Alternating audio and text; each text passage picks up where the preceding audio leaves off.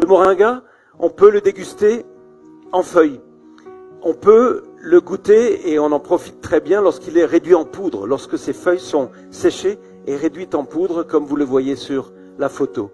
Cette poudre de moringa concentre un cocktail absolument extraordinaire de richesse nutritive, avec principalement 3 familles, une grande famille de vitamines d'abord, dont la vitamine C, qui dépasse tout ce qui est connu au monde comme teneur. Par exemple, l'orange, qui est très connu en vitamine C, est battu très largement. Une autre famille, c'est les acides aminés, ces briques qui constituent les protéines très importantes et très indispensables pour nos membranes cellulaires, pour nos cellules, pour nos organes.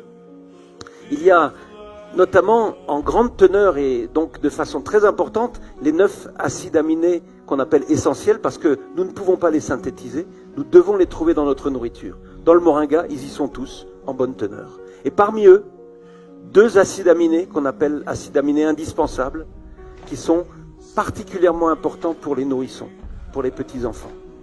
Au milieu de tout ça, la 3e famille, c'est ce qu'on appelle les oligo-éléments et les minéraux, dont je cite quelques-uns, dont vous connaissez l'importance dans notre alimentation de tous les jours, le fer, le calcium, le potassium, etc., qui sont vraiment, là encore, présents en grande quantité. Il y a 92 nutriments qu'on trouve en haute teneur dans le moringa.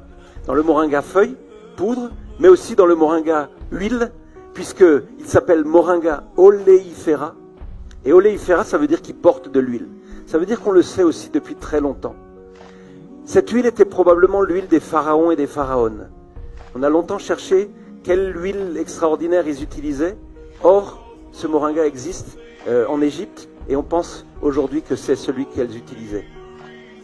Cette huile est une huile alimentaire d'abord, avec une grande partie des richesses que je vous décrivais tout à l'heure, mais aussi une huile cosmétique et une huile de soin de peau aux vertus exceptionnelles. Je considère qu'elle fait partie des 3 meilleures huiles du monde, avec le beurre de karité d'ailleurs.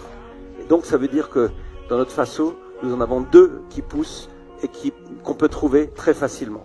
C'est très important, c'est une huile qui cicatrise, c'est une huile qui est anti-inflammatoire, antiseptique, parfaitement hydratante, une huile sèche, une huile idéale et parfaite pour le massage, donc vraiment une très grande richesse. Voici comment soutenir la détox en 3 étapes. L'étape numéro 1, sans laquelle faire tout le reste ne servirait à rien, c'est d'abord arrêter d'ingérer des toxiques, donc des produits chimiques, médicaments dans la mesure du possible, herbicides et pesticides dans la nourriture, etc. L'étape numéro 2, c'est soutenir les organes émonctoires principaux, c'est-à-dire le foie, les intestins, les reins, les poumons et la peau, de préférence à l'aide de tisanes, car ainsi vous absorberez plus de liquide que si vous les preniez sous forme de gélules par exemple. En effet, une bonne hydratation est essentielle pour la détox. L'étape numéro 3, c'est bouger. La lymphe est le circuit d'évacuation des déchets du corps et elle ne circule que grâce à vos mouvements. Si vous ne bougez pas, votre lymphe s'épaissit et stagne. Les mouvements les plus efficaces pour faire circuler la lymphe, ce sont les mouvements de sautillement, comme le jogging, la corde à sauter, les jumping jacks ou encore mieux, le trampoline. Je vous mets plus d'infos en commentaire.